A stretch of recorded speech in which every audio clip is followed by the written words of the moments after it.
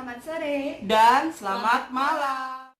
Perkenalkan, nama saya adalah Pramata Putri, NRP 1301118. Perkenalkan, nama saya Muhammad Rivaldian Saputra, NRP 13011187071. Perkenalkan, nama saya Priska Prisilia, NRP 130111811.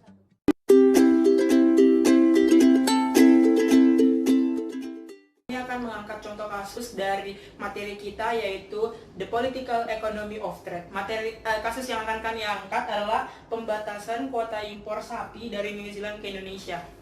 Nah, pada contoh kasus ini kami akan mengangkat 3 topik. Yang pertama, hubungan antara Indonesia dan New Zealand. Yang kedua, kerjasama antara Indonesia dan New Zealand. Dan yang ketiga, contoh kasusnya.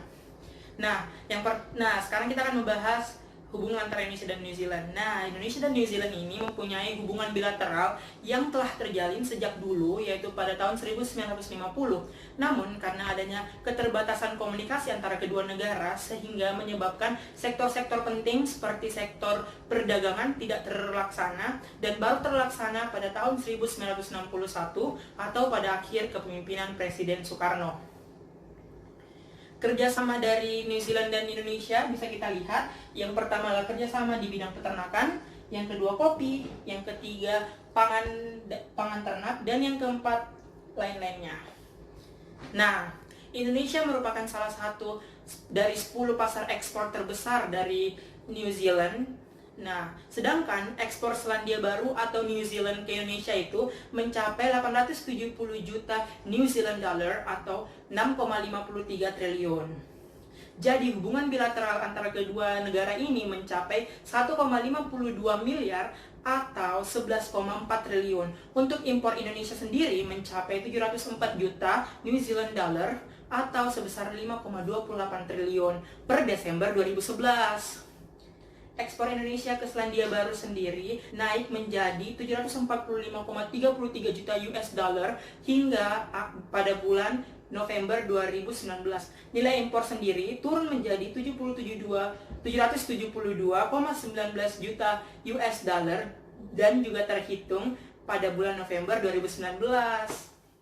Kita sekarang akan membahas tentang kasusnya. Nah, kita perlu tahu dulu nih bahwa Indonesia merupakan pasar terbesar ke-9 untuk Selandia Baru, dan seluruh ekspor barang ke Indonesia itu meningkat hingga 17%, yakni menjadi 961 juta US dollar. Nah, ini dihitung dalam 12 bulan terakhir, yang tenggatnya itu pada 31 Maret 2011. Tapi sayangnya perdagangan sapi Selandia Baru merosot karena Indonesia itu melakukan volume impor berbasis kuota sejak 2011. Hambatan tertutup terkait produk hortikultura, hewan dan produk hewan, termasuk larangan impor, penggunaan dan pembatasan penjualan. Ekspor sapi dari Selandia Baru ini merosot pada tingkat 10.355 dari 48.405 ton. Nah, pada tahun sebelumnya. Akibatnya total permintaan dari Indonesia atas sapi Selandia Baru ini membengkak sehingga membuat harganya terpaksa dinaikkan. Indonesia yang merupakan negara terbesar keempat di dunia melakukan pembatasan kuota impor daging sapi pada tahun 2011. Hal ini dilakukan dengan maksud agar Indonesia mampu secara mandiri dalam berbagai produk peternakan. Tetapi hal ini justru malah merugikan bagi Selandia Baru karena mengalami penurunan ekspor daging sapi dan jeroannya. Kebijakan yang dilakukan oleh pemerintahan Indonesia ini diprediksi dapat menurunkan pendapatan Selandia Baru sebesar 1 miliar dolar Amerika Serikat.